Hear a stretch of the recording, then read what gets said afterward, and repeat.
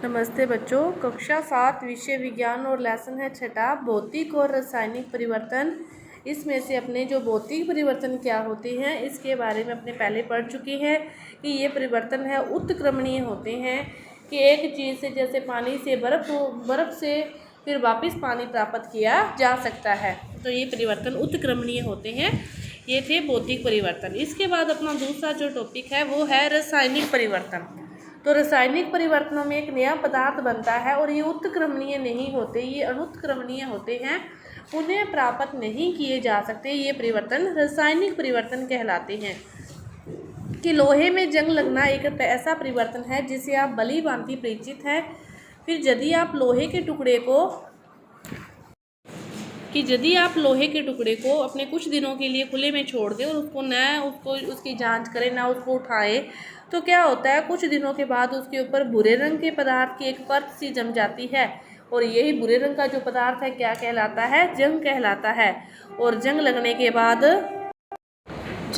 के बाद लोहे में वह गुण नहीं रहते जो उसमें पहले होते हैं।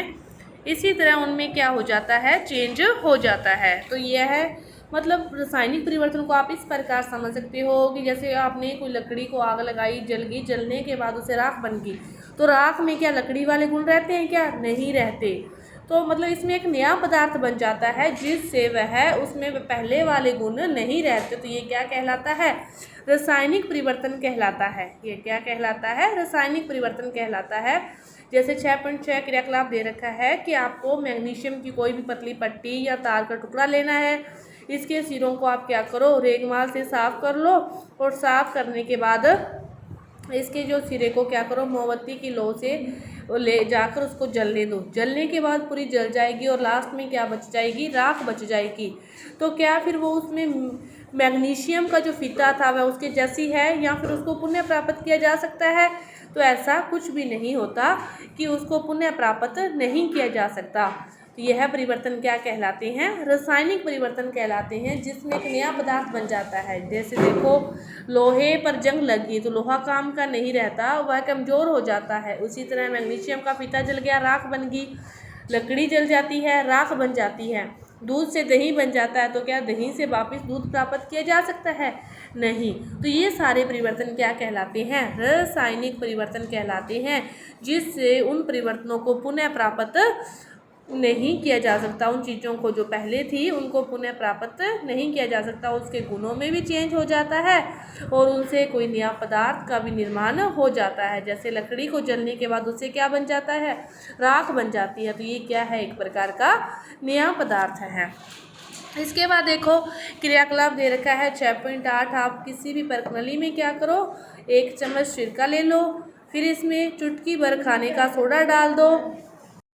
क्या करो? किसी प्रणाली के में लगभग आप 1 चम्मच सिरका ले लो, फिर इसमें चुटकी भर आप खाने का सोडा डाल दो। आपको फिर क्या होती है? एक बुदबुदाहट की दबनी सुनाई देती है और बुलबुलों के रूप में बाहर की ओर को गैस निकलती है।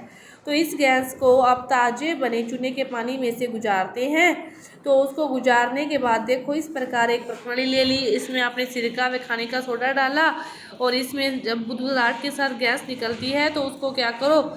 इस दूसरी किसी सहायता से, पाइप की सहायता से ताजे बने चूने के पानी में आप उसको डालते हो। तो आप क्या देखते हो कि जो कार्बन डाइऑक्साइड को चूने के पानी में जैसे ही प्रवाहित किया जाता है तो कैल्शियम कार्बोनेट बनता है।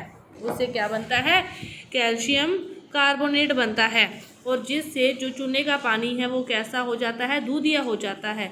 और चूने के पानी का दूधिया होना कार्बन डाइऑक्साइड का मानक परीक्षण है। यह क्या है? कार्बन डाइऑक्साइड की उपस्थिति को जांचने का यह एक मानक परीक्षण है। और आप इसका उपयोग अध्याय 10 में यह दिखाने के लिए करेंगे कि हम श्वसन में जो वायु बाहर निकालते हैं उसमें कार्बन डाइऑक्साइड है। तो इसका हम कहीं भी मतलब कार्बन डाइऑक्साइड गैस की उपस्थिति की जांच करनी हो तो हम उसका यूज़ कर सकते हैं। उसको ताजे बने चूने के पानी में से प्रवाहित करके कि चूने के पानी का रंग दूधिया होता है या नहीं होता। यदि चूने के पानी का रंग दूधिया होता है तो उसमें कार्बन डाइऑक्साइड गैस की उपस्थिति है और यदि नहीं होता तो उसमें कार्बन डाइऑक्साइड गैस की अनुपस्थिति है।